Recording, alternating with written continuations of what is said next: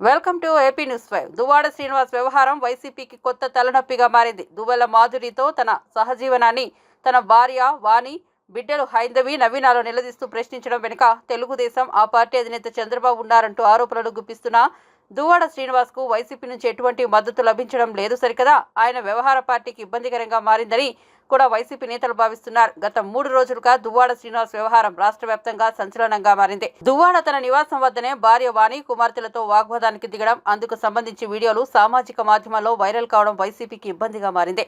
గత 3-4 రోజులుగా దువ్వాడ శ్రీనివాస్, దివ్వెల మాధురిల వ్యవహారం రచ్చకెక్కింది.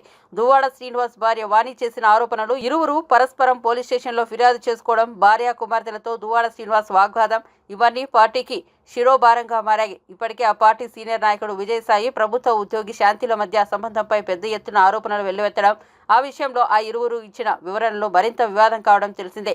ఈ వ్యవహారంపై రచ్చ నడుస్తున్న నేపథ్యంలోనే తాజాగా వైసీపీ ఎమ్మెల్సీ దువ్వాడ శ్రీనివాస్ రాసలీల వ్యవహారం బహిర్గతం కావడంతో వైసీపీలో ఇంటి ఘనకార్యాలు చేసిన వాళ్ళు చాలా మంది ఉన్నారన్న భావన సర్వత్రా వ్యక్తమవుతోంది.